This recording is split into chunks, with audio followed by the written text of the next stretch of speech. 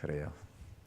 여러분, 그 옆에 사람을 보고 있으면 좀 신비롭지가 않나요? 네. 이 지구상에 살다 간 사람을 줄잡아 어떤 사람은 한 800억 명 된다고 해요. 좀 많이 잡아서 한 1000억 잡을까요? 그런데 그 1000억 명의 사람들 중에 같은 시대, 같은 공간에서 너와 내가 되어서 만남을 갖고 서로 의미가 된다고 하는 것은 정말로 신비로운 거예요.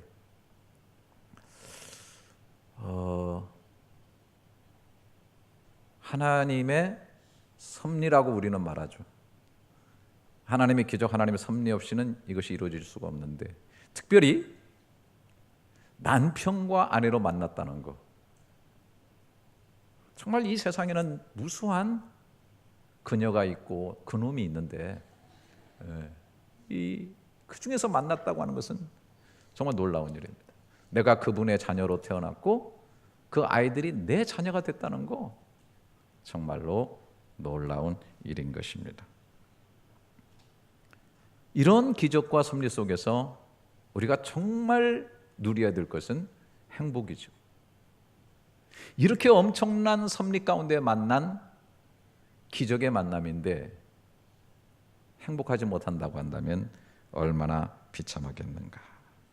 우리는 내가 속한 직장, 사업체, 교회, 가정, 부모와 자녀, 그리고 부부관계에서 행복을 세워나가기를 원합니다.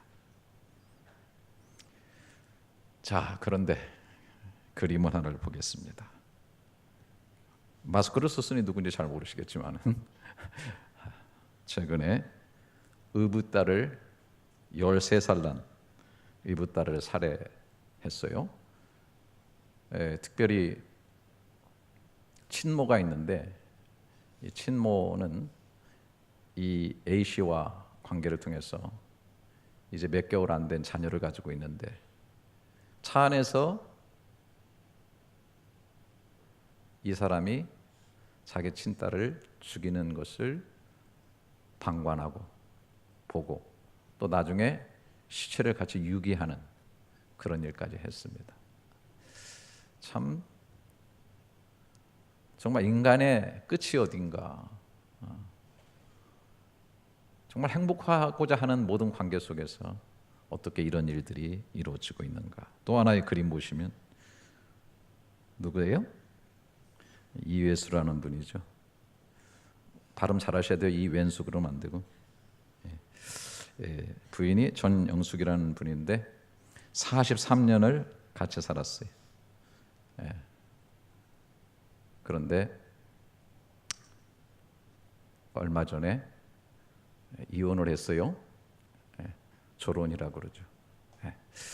요즘 신장이 안 좋아가지고 굉장히 고통을 받고 있고 건강이 안 좋은데, 그럼에도 불구하고 이혼을 한 거예요. 도대체 이 사람하고는 궁극적으로 행복하기가 어렵구나. 이제 마지막 짧은 시간이라도 내 삶을 찾아야지 해서 그런 시간을 갖게 된 것이죠. 그 인터뷰에서 전향자 씨가 이런 얘기를 했어요. 술이 지긋지긋했죠. 남편은 무박 3일 동안 술을 마셨어요. 술을 마시는 도중에 술 상대가 바뀌면 저는 새로운 안주를 내가야 했죠. 또 술주정을 하는 사람들을 작은 것을 가지고 트집을 잘 잡잖아요. 그게 힘들었어요. 술을 못 이기는 사람은 술주정으로 물건을 부수기도 하죠. 이력이 나서 그러든지 말든지 내버려뒀어요. 그러다가 화가 나면 같이 부셔댔죠. 저희는 부부싸움도 자주 했어요. 한두 시간 격렬하게 싸우고 망가진 물건들을 같이 사러 가죠. 그러면 앙금이 남아 있지 않아요. 그게 우리 부부가 살아온 방식이에요.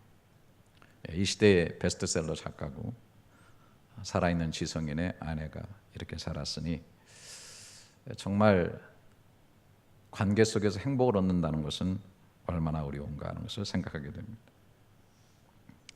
오늘 우리가 읽은 이 본문에 보게 되면은 우리가 정말 관계 속에서 행복하고 또 그 관계를 건강하고 견고하게 세우는 두 기둥이 있다라고 얘기를 합니다. 이 기둥이 무너지게 되면 좋은 관계들이 다 깨지게 된다. 기둥은 숨어 있기 때문에 잘 보이지 않지만 집을 지탱하는 가장 중심적 역할을 하죠. 눈에 잘 보이지 않지만 이 두 기둥이 뭔가를 우리는 잘 봐야 됩니다. 자, 오늘 에베소서 5장 31절부터 33절의 내용인데요. 자, 보십시다. 그러므로 사람이 부모를 떠나 그의 아내와 합하여 둘이 한 육체가 된다. 이게 좀 육체가 된다고 하는 거 아주 참 놀라운 비밀이죠. 이게 비밀이에요. 이게 남녀가 만나서 결혼해가지고 한 육체가 된다라고 하는 거. 그리스도와 교회도 이런 연합의 비밀을 가지고 있어요. 이게 놀라운 거죠. 그러나 너희도 각각 자기 아내 사랑하기를 자신같이 하고 아내도 자기 남편을 존경하라. 그래서 여기 보게 되면 아내를 사랑하라, 남편을 존경하라. 이것이 두 개의 기둥이라는 거예요. 두 기둥. 이 기둥이 잘 서 있어야 된다라고 하는 것입니다. 그래서 그림을 한번 이렇게 보시면은 보이지 않는 기둥이 이렇게 있을 거예요, 그죠?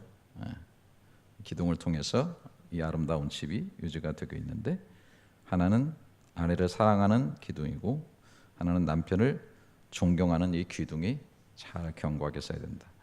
뭐 어떤 사람들은 뭐 이 창문을 이해와 관심 또 배려와 보호라고 하는 창문이다. 창문을 열어야 신선한 바람이 들어오고 햇살이 비치는 것처럼 이런 것들이 있어야 된다라고 얘기를 하는데 어쨌든 가장 중요한 두 기둥은 아내를 사랑하고 남편을 존경하는 것이다라고 하는 것입니다.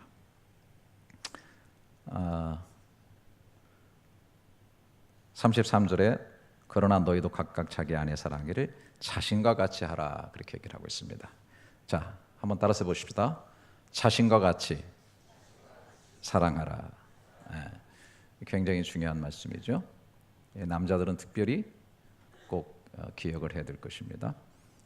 우리가 요즘은 사랑하는 사람을 자기야 이렇게 부릅니다. 자기야. 왜 그래요? 나처럼 당신을 사랑한다. 당신은 바로 나다라고 하는 것입니다. 아시는 것처럼 그 하나님께서 아담을 지으시고 아담의 갈비뼈를 취해서 하와를 만드셨죠. 그래서 여자는 남자의 갈비뼈로 만들었다. 그래서 남자는 흙으로 만들어졌고 여자는 뼈로 만들어졌으니까 여자가 더 강하다. 뭐 그런 얘기도 하고 그러는데 또 어떤 사람은 갈비뼈를 줬으니까 남자 갈비뼈는 여자보다 하나가 적냐 뭐 이런 얘기를 하는 사람도 있는데 약간 좀 무식한 거죠.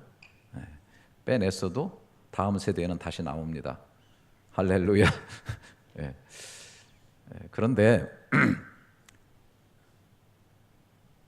아담을 잠들게 하고 하와를 만드셨어요.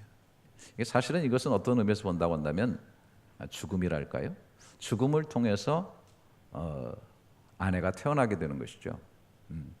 정말 남편이 사랑하는데 어떤 의미에서 본다면 죽기까지 사랑하는. 제가 이제 이런 말씀을 드리는 것은 제가 드리는 말씀이 아니라 성경 자체에서 얘기하고 있는데, 자, 이것을 이야기하기 전에 한번 우리가 이런 생각을 해봐야 되겠어요. 오늘 이 본문이 기록될 당시의 시대적 상황이 어떤가 하는 거예요. 바로 신약 성경에 쓰여진 그 헬라의 문화 속에서 보게 되면 여인들은 거의 인권이 없었습니다. 하나의 상품으로 취급되다시피 했어요. 뭐 플라톤이나 그 유명한 아리스토텔레스 같은 철학자들도 그 여자를 남자의 소유물로 인식할 정도였다라고 하는 것이죠. 뿐만 아니라 그 시대를 다스리고 있는 로마는 조금 더 여자들에게 관대한 면이 있었지만은 그래도 여자는 남자에 속한 하나의 재산의 품목과 같은 그런 역할을 했다고 하는 겁니다. 뿐만 아니라 당시 또 유대인들은 특히 특히 남자들은 아시죠? 여자로 태어나지 않은 것을 하나님께 감사하며 기도했던 그런 시대인 것입니다. 그런데 그 여인을 자기같이 사랑하라고 하는 것은 굉장히 파격적인데, 그걸 떠나 더 넘어가서 자 25절을 같이 한번 읽도록 그렇게 하겠습니다. 시작. 아내 사랑하기를 그리스도께서 교회를 사랑하시고 그 교회를 위하여 자신을 주심같이 하라라고 얘기를 하고 있어요. 여러분 정말 하나도 놀라시지 않으시군요. 네. 바로 여성을 소유물 취급하고 재산의 하나의 품목처럼, 그리고 정말 인권이 없고 차별을 받던 그러한 암흑의 시기에 성경은 예수께서 교회를 위해서 자신을 주셨다, 십자가에서 자기 자신을 주셨던 것 같은 그런 사랑으로 사랑하라고 하는 말을 오늘 굉장히 우리가 좀 깊게 들어야 되겠어요. 저도 이런 말을 들을 때는 가슴이 팍 찔리죠. 네. 어느 정도 사랑해야 되겠는가라고 하는 거예요. 네. 나처럼, 그리고 목숨을, 생명을 줄 수 있을 정도까지 사랑. 저 그렇게 사랑하죠. 아유, 아내가 위급한 일 있으면 제가 대신 죽을 수도 있어요. 물론 저도 그렇게 생각해요. 그때 가서 순교하지 마시고 삶에서 순교 같이 하시기를 바라겠습니다. 네, 삶에서 같이 해야 된다라고 하는 것이죠.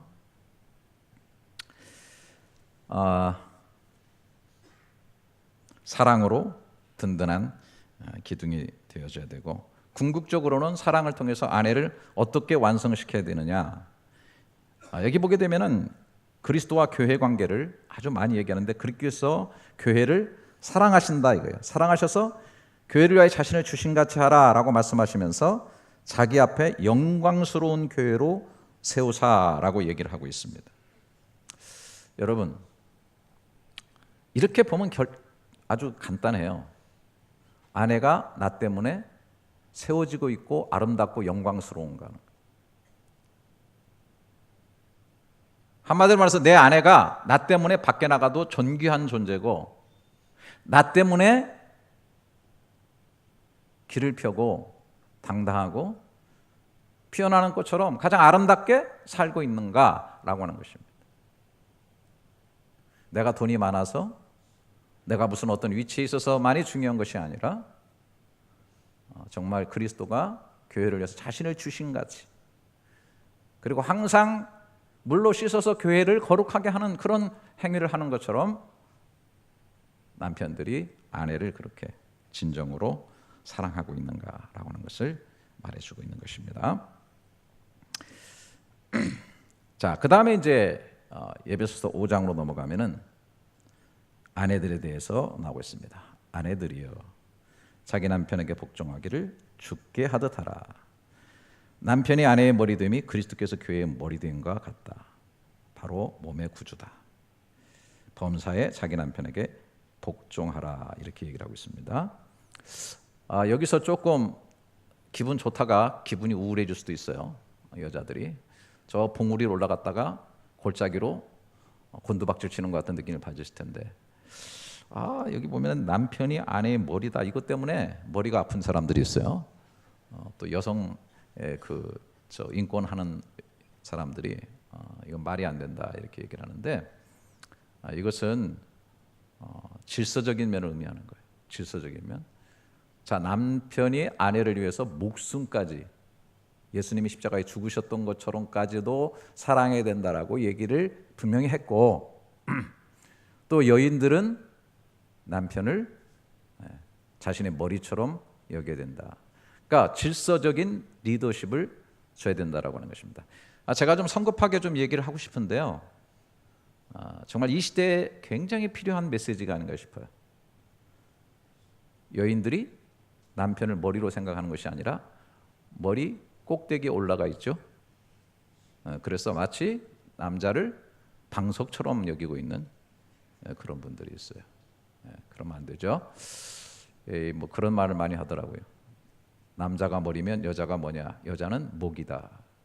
목이 마음대로 흔든다 얘기를 하는데, 리더십을 주고 질서적인 면에서 그럼으로 인해서 사실은 존경하게 되는 것을 말하고 있는 것입니다. 기능적 질서 이런 것을 말하는 거예요. 차별이 아닙니다. 존경하다고 하는 것은 굉장히 무겁게 여겨주는, 높여주는 그런 행위를 말하는 것입니다. 남편은 높여주면 정신을 못 차립니다. 아주 잘하려고 너무너무 열심히. 저도 30년 동안 사역을 하면서 제 아내가 늘 오늘도 분명히 그렇게 하리라고 난 믿고 있는데, 설교가 끝나고 하면 어쩌면 그렇게 설교가 좋으냐고, 내용이 너무 좋다고. 그러면 다음 주에도 미친 듯이 준비해가지고 하려는 그런 생각을 하게 되는 것이죠. 자꾸 격려를 해줘야 됩니다. 자, 그런데 이런 메시지를 하고 나면은 집에 가다가 바로 싸우죠. 왜 싸워요? 야 인간아, 사랑하라 그랬잖아. 자기를 주는 것처럼 사랑을 했잖아. 그랬더니 야 내가 머리라고 그랬잖아. 머리 존경 좀 해봐 사람아. 그래가지고 제가 여태까지 가정에 대해서 설교를 잘 안 해요. 왜냐하면 계속 싸우기 때문에. 존경할 짓을 해야 존경을 하지. 뭐 이러면서 누가 먼저냐. 근데 정말 그런 부분에 있어서 가정과 모든 관계들이 악순환을 걸어가요. 그래서 보게 되면은 이런 그림을 볼 수가 있는데, 이 안에 있는 것을 보게 되면은 이게 악순환이야, 악순환. 악순환적인. 자, 남편의 사랑이 부족하다고 느끼니까 존경할 수가 없죠. 존경하지 않는데 내가 왜 사랑을 합니까? 안 하죠. 사랑이 없으니까 존경하지 않고, 존경이 없으니까 사랑하지 않아요. 거기서는 반드시 인간이라고 부르죠. 네가 먼저의 인간아. 이렇게 하면서 이게 악순환의 구조가 있습니다. 이 세상은 이 어떤 구조를 가지고, 그러니까 공동체마다 다 이 구조가 있는데, 그 공동체가 악순환의 구조를 이루면 악한 곳으로 계속 빠지는 거죠. 미움은 미움을 증대시키고, 미워하니까 보복해야 되고, 보복하니까 또 미워하고, 미워하니까 증오가 쌓이고, 증오가 있으니까 또 미워하고 보복하고, 이런 순환에 빠지는 것입니다. 근데 이것을 언제든지 고리를 끊고 나가야 돼서 선순환으로 만들어야 된다고 이 연사 강력히 주장하는 바예요.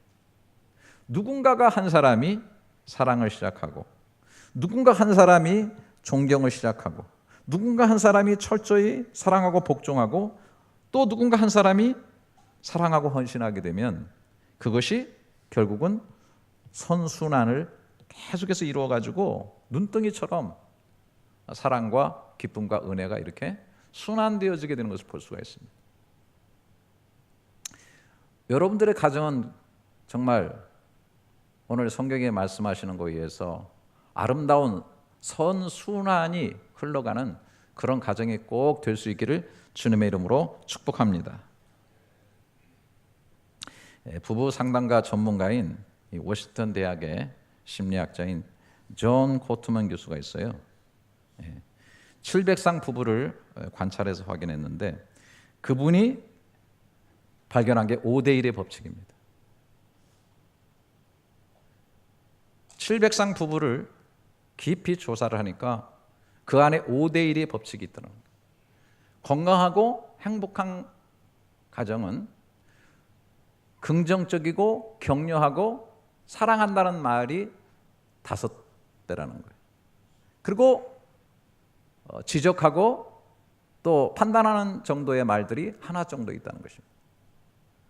그런데 악순환을 이루는 부부관계가 아주 깨져 있고 가정이 원만하지 못한다고 하면 반드시 거기에는 거꾸로 5대1의 법칙이 있는 거죠. 격려하고 용서한다, 사랑한다는 말 대신에 5배의 아주 부정적인 말. 여러분들 건강하려고 정말 생각한다면 여러분들의 언어를 5대1로 바꾸십시오. 나는 참 건강하다. 나는 참 좋다. 나는 오늘 상쾌하다. 나는 아주 기분이 좋다. 날아오를 것 같다. 올라가는구나. 이런 언어를 많이 쓰시기를 바랍니다. 저는 과거에 목회를 열심히 했습니다. 몸으로 때우는 게 목회라고 생각을 했어요.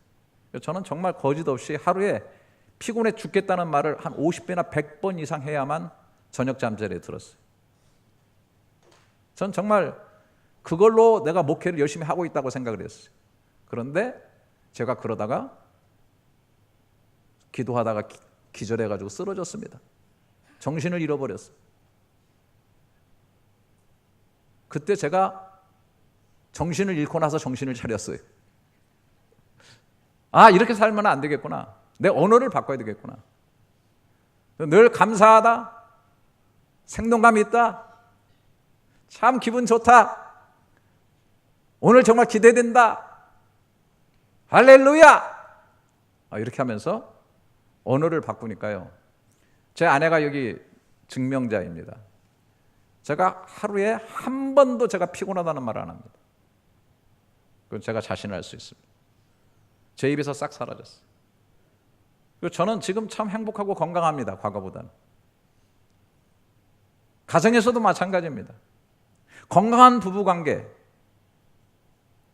건강한 가정을 만들려고 하면 무엇보다도 언어를 바꿔야 됩니다.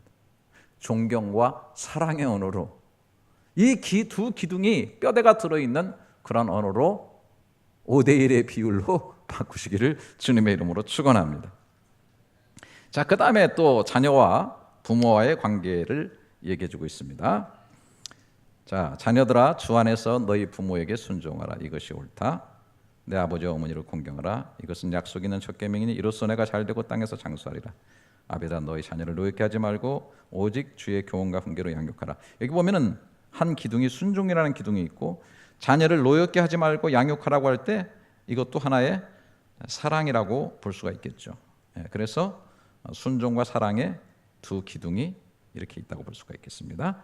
그래서 부모와 자녀와의 관계에서 하나의 기둥은 순종과 공경이라는 기둥이고, 또 하나의 기둥도 사랑하고 말씀으로 양육하는 기둥이다. 이렇게 말씀드릴 수가 있습니다. 자, 에베소서 6장 1절 다시 한번 보겠습니다. 우리 같이 한번 읽어보겠습니다. 시작. 이것이 옳으니라. 내 아버지와 어머니를 공경하라. 이것은 약속이 있는 첫 계명이니 이로써 내가 잘되고 땅에서 장수하리라. 자녀들은 부모에게 순종하라. 이것이 옳다라고 아주 못을 받고 있습니다. 정말 옳은 것입니다. 이유를 토를 달 것이 없어요. 약속이 있는 첫 계명이라는 말은 좀 뒤에 하고요. 이로써 내가, 이 약속이 있다는 것은 잘되고 땅에서 장수한다는 약속이 있는 그런 계명이라는 것입니다.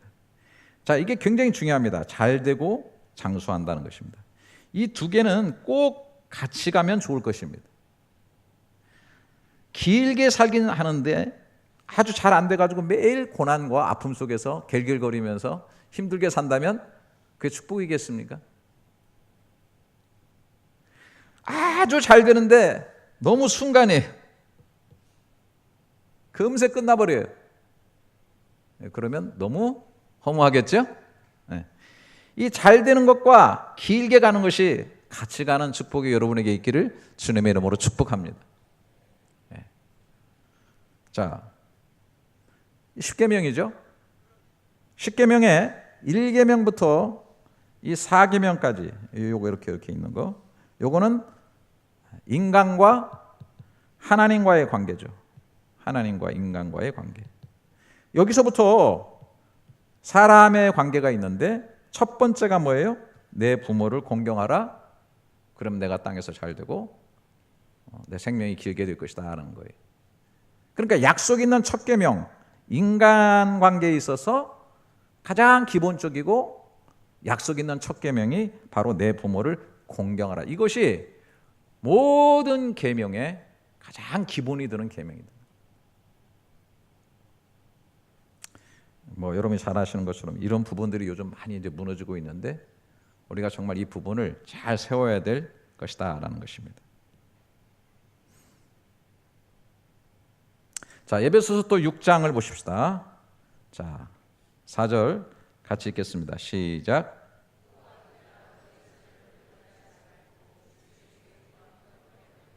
이거 굉장히 중요합니다. 자, 노엽게 하지 말고라고 했는데요. 참 나는 성경을 읽으면은 너무 성경이 엄청나게 실제적이고 프랙티컬하고 아주 진리인 것을 제가 늘 발견하게 되는데, 여러분, 의외로 이 세상의 사람들이 제일 많이 상처받는 게 누구냐면 부모로부터 상처를 제일 많이 받습니다. 저는 제가 목회하면서 부모로부터 상처가 너무 심한 사람들을 많이 경험합니다. 왜 그래요? 부모가 자녀를 노엽게 했기 때문입니다. 아프게 했어요.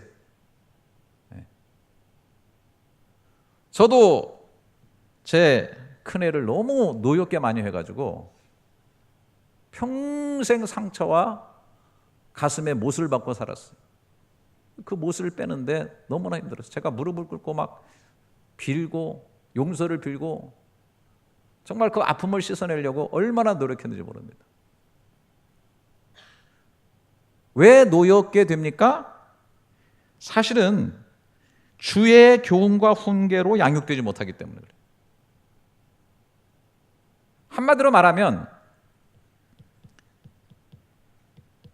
일관성이 없어요. 일관성. 더 깊게 말한다면 굉장히 자녀들을 감정적으로 대하는 경우가 많다는 거예요. 자기 기분에 따라서 내 거니까, 내 권위 안에 있으니까, 내가 먹이고 입히니까 라고 생각하는 겁니다. 아이들은 이런 데서 실망을 해요. 부모의 위선에 대해서 실망을 합니다. 그 모순에 대해서 실망합니다. 상처가 됩니다. 아이들에게 정확하게 말씀을 분명히 세워주고 부모도 그 말씀 앞에 서고 자녀들도 그 말씀으로 잘 하다 보면 자녀가 물론 그래도 힘들어하는 경우가 있겠지만 그래도 그렇게 마음에 큰 상처를 갖고 노여움을 가지고 그렇게 따라오진 않습니다. 자신은 엉망진창으로 살면서 너는 똑바로 살아라 그러면 자녀들 마음속에 분노가 쌓입니다. 또 감정과 기분에 따라서 자꾸 기준이 변하면 자녀들이 정신분열증이 일어납니다. 마음의 안정을 갖지 못해요. 그래서 정확한 가치관을 심어줘. 그 다음에 교훈과 훈계로 양육하라 그랬는데 교훈과 훈계로 양육하는 것이 아니라 부모 의존 중독자로 만들어버립니다. 이거 굉장히 중요한 거예요, 이 시대에. 아이가 넘어지면 일어나 걸을 수 있도록 교훈과 훈계로 양육을 해줘서 힘들어도 교훈을 받고 일어설 수 있고 방법을 알아야 되는데 일으켜줘 버립니다. 계속 부모가 필요한 걸 해줍니다. 숙제하기 힘들면 부모가 대신 숙제해주고, 자녀가 힘들어하면 부모가 그냥 자꾸 그걸 대체해주고 돈으로 대체해주고, 이렇게 하다 보니까 자녀들이 부모 의존 중독자들이 다 되어 있습니다. 그래서 교훈과 훈계로 양육이 되어서 키워지기가 너무나 쉽지 않다는 거예요.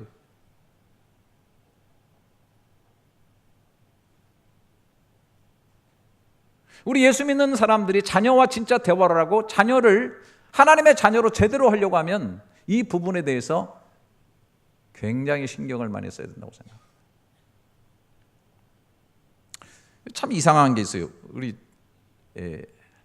이제 애들 가운데 특별히 이제 우리 아들이 자기는 무슨 경험을 했길래 한국은 안 가서 산다는 거예요. 한국이 나쁜 나라야? 물론 여기서부터 뭐 평생 살았으니까 뭐 이해는 되는 부분이 있어요. 근데 뭐 하여튼 굉장히 나쁜 얘기들을 많이 들었나 봐요. 뭐 한국은 이랬다 저랬다 뭐 얘기를 많이 들어가지고. 그러면서 어느 날 하는 말이 한국은 절대로 안 간다는 거예요. 그 제가 얘기를 하면서 그랬어요. 아들아, 너가 절대로라는 말을 쓰는 것은 절대로 안 되지. 아니 나는 내가 가기 싫다는데 왜 그래? 너는 예수 믿는 아이잖아. 예수 믿는 아이가 나는 절대로 한국을 안 간다 그러면 하나님을 제한하는 거야. 너가 하나님이 가라고 말씀하신다면 너는 언제든지 가야 되는 사람이야. 근데 거기다 네가 절대로라고 하는 장벽을 딱 쳐놓으면 하나님은 너를 통해서 제한받으셔. 절대로라는 말을 쓰지 마 그랬어. 그랬더니 요즘 한국 가서 지금 살고 있어요. 군대는 절대로 안 간대요. 이제 한국은 가지만 군대는 절대로 이거는 절대라는 거예요. 야, 그래도 네가 대한민국 사람이라면 가야지. 그래. 아빠 내가 가야 될 이유가 뭐가 있어? 내가 대한민국에 뭐 빚진 것도 있어. 내가 대한민국 가서 거기 내 지금 청춘을 거기다 묻어야 되고 얼마나 할 일이 많은데 내가 그렇게. 너가 빚을 안 졌냐? 너 한인교회에서 너 자랐어. 다 한국 사람이야. 넌 대한민국의 신세진 사람이야. 가야 되면 가야지. 왜 안 간다고 그래? 희생할 땐 희생해야지. 절대로 안 간다. 하나님 제한 또 하네. 하지 마. 그랬더니 군대 갔다 왔어요. 여러분, 대화라고 하는 것은 초점이 있을 때 대화가 돼요. 공유점이 있을 때. 아이들이 하나님을 경외하고 하나님의 교훈과 하나님의 말씀에 대해서 아멘할 수 있고 이해할 수 있고 묵상하고 하게 되면 그 말씀을 묵상하고 그 말씀을 따라 살려고 하는 부모와 깊은 언어적 소통이 있고 마음이 한 가지로 흘러요. 정말 아무리 내 살과 피로난 자식이라도 마음이 안 통하고 대화가 안 하면 천길 만길 떨어져 있는 것 같아가지고 너무 힘들어요. 너무 힘들어요. 마치 진짜 우주인하고 사는 것 같아요. 여러분 그러다가 또 밖에서 애들 키워보세요. 우리하고 자라난 문화와 형편이 너무 다릅니다. 사고의 구조가 너무 달라요. 그래서 미국 가서 자녀들 키운 사람들이 뼈 빠지게 막 고생해가지고 밤낮으로 막 일하고 뭐 세탁소 해가지고 자녀들 키워서 좋은 대학 보냈는데 나중에 자녀들과 관계가 형성이 안 돼요. 왜? 대화가 안 되기 때문에. 그래도 신앙생활하고 믿음의 식구들은 깊이 있는 대화를 해요. 왜? 주님이 계시고 주의 말씀이 계시기 때문에. 할렐루야. 주의 교훈과 훈계로 양육했기 때문에 그런 겁니다.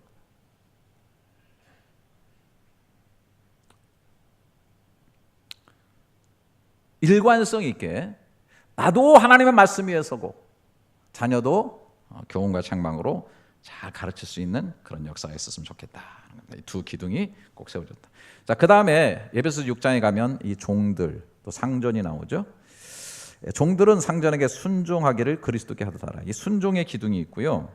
그 다음에 이제 상전들아 너희도 그들에게 이와 같이 하고 위협을 그치라.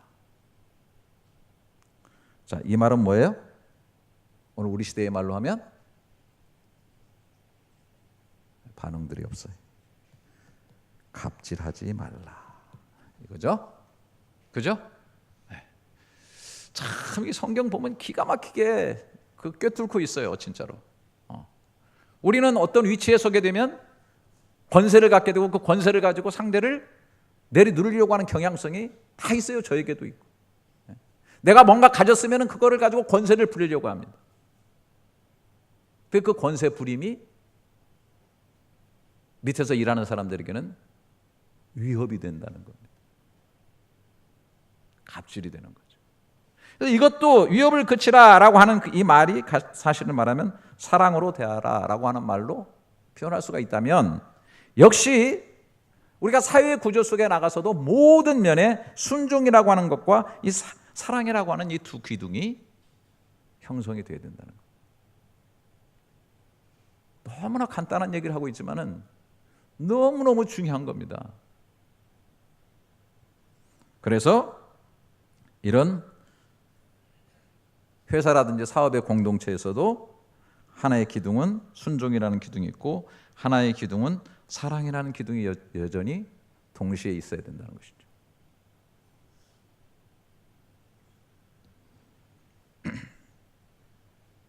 자, 그런데 제가 여러분에게 꼭 드리고 싶은 말씀이 있습니다. 자, 지금부터 귀를 잘 좀 기울여 주시면 거의 끝나갑니다.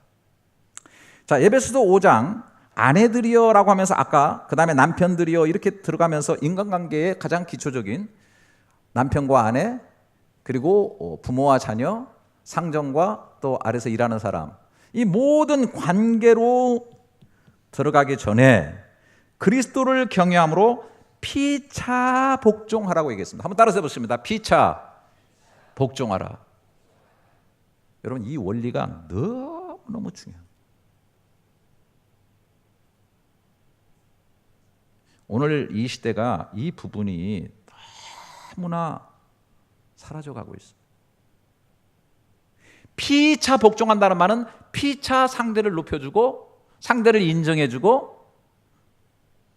상대의 은사, 상대의 재능, 이런 모든 것들을 격려해 준다는 거예요. 정말 저는 제 목회가 그런 부분에 조금 바뀌었다고 생각해요. 뭐 숫자가 늘었느냐 적었느냐 이런 것보다는 제가 과거에는 목사기 때문에 성도들을 막 가르쳐야 된다고 많이 생각을 했어요. 근데 제가 그런 부분은 정말 많이 제가 달라졌어요. 저는 진짜 성도로부터 배워야 되는 사람이라고 생각하고 있어요. 저는 성도를 지배하는 자가 아니라 성도를 섬기고 복종하는 자라고 하는, 성도들의 생각이 어디 있느냐, 의견이 어디 있느냐, 요구가 어디 있느냐에 대해서 제가 감지를 하면서 그것에 대해서 복종해 줄 수 있는 마음. 근데 그런 마음이 어디서 나오냐면 그리스도를 경외하는, 그리스도를 복종하는, 그리스도에게 순종하는 마음을 통해서 피차 복종하는 이 힘이 나온다는 겁니다. 근데 이것을 더 넘어가면 그 위에 이런 형태로 되어 있어요. 자, 에베소서 5장 여러분 잘 아는 18절 우리 같이 한번 읽어보겠습니다. 시작. 예, 술 취하지 말라 이는 방탕한 것이니 오직 성령의 충만함을 받으라라고 하는 이 말씀 밑에 이 네 관계들이 쭉 나오고 있어요. 그러니까 이 5장 18절부터가 전체를 지배하는 내용입니다. 술에 취한다고 하는 것은 술의 지배를 말하는 것이죠. 성령으로 충만하다고 하는 것은 성령의 지배를 받는 거예요. 지배를 받는다고 하는 것은 성령께 복종하는 것을 말하는 것입니다. 술의 지배를 받으면 결과는 방탕한 것으로 갑니다. 그러나 성령의 지배를 받으면 놀랍게도 시와 찬미와 신령한 노래도 화답하게 되고 주께 노래하고 찬송하고 항상 아버지 하나님께 감사하는 쪽으로 가게 된다는 것입니다.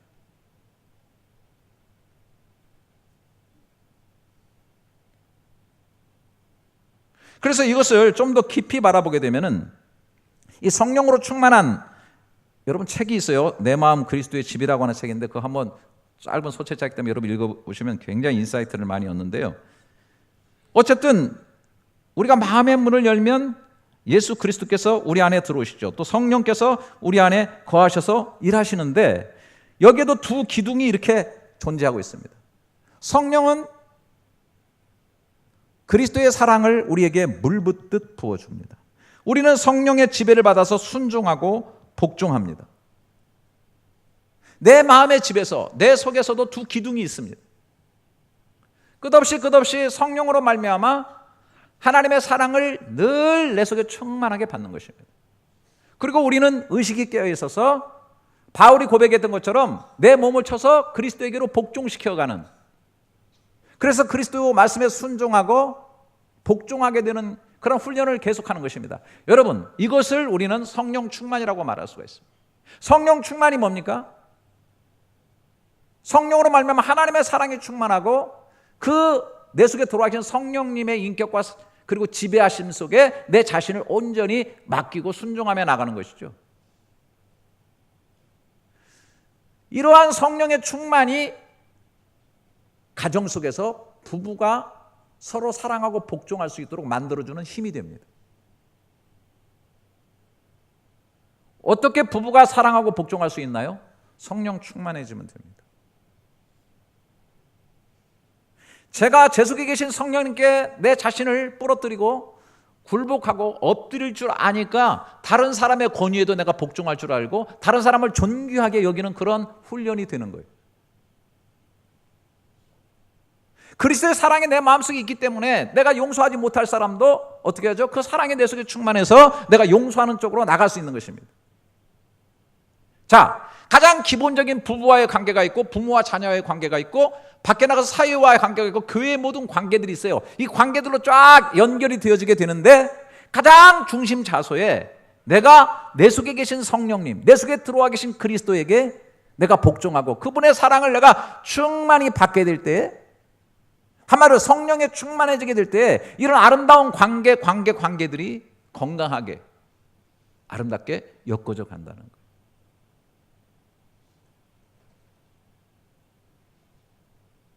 마음속에서 하나님과의 관계에서 이런 훈련도 안 돼 있는 사람이, 훈련도 안 된 그리스도인이 어떻게 다른 사람을 사랑할 수 있고 건강한 인간관계를 만들어갈 수 있나요? 저는 그렇게 보지를 못합니다.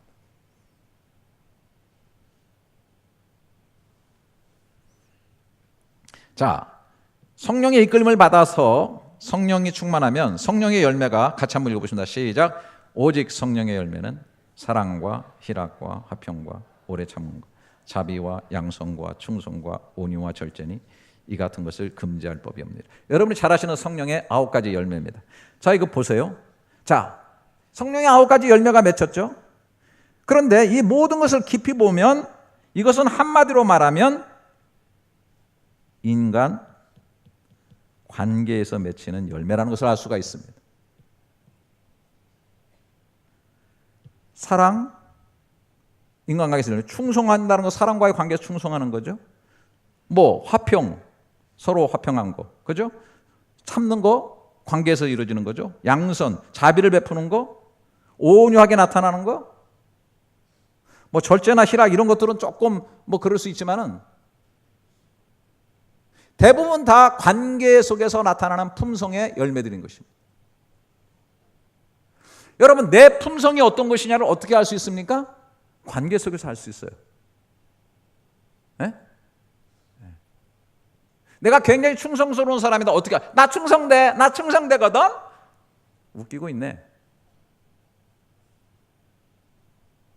내가 어떤 일에 대해서 사람과의 관계에서 충성되게 일하고 할 때에 저 사람은 충성된 사람이다. 난 화평주의자야. 근데 매일 트러블을 일으켜요. 아니죠, 화평주의자가. 화평한 인격이 안 되는 거예요. 그러니까 성령의 열매, 성령으로 충만해서 내 속에 하나님의 사랑과 성령께 복종하는 이 파워가, 성령 충만함이 있게 될 때는 당연히 성령의 열매로 가게 되는데, 이것은 뭐냐면 나의 품성에서 사랑과의 관계에서 맺혀지는 열매라는 겁니다.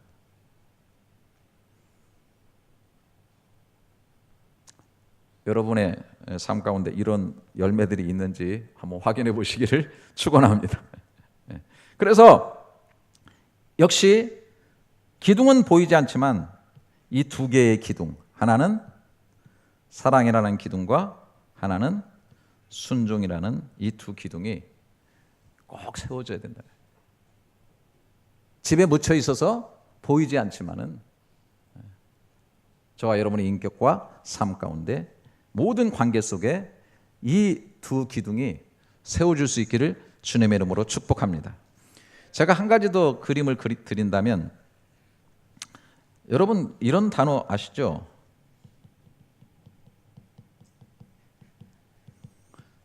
자, 싸가지가 있다. 여러분 인간관계에서 싸가지가 있어야죠? 괜히 저를 쳐다보지 마세요. 목사님이 오늘 갑자기 또 욕을 하나 그런데, 욕은 아니에요. 싸가지가 있다, 없다. 그래서 어떤 사람은 이 싸가지가 4가지라고 생각을 해가지고 뭐 신, 의, 지, 뭐 예 이런 것이 있어야 관계가 좋다, 뭐 이렇게 얘기를 하고 싸가지가 있는 것이다 이렇게 얘기하는데, 이거 얼토당토 않는 겁니다. 이 싸가지라고 하는 말은 싹수라는 말이에요. 싹수라는 말의 방언이에요. 사투리예요, 사투리. 전라남부터 저쪽에 사투리. 그래서 싸가지가 있다는 말은 싹수가 있다는 말이에요. 싹수가 있다는 건 이런 싹을 말하는 거예요. 싹이 난다는 것이.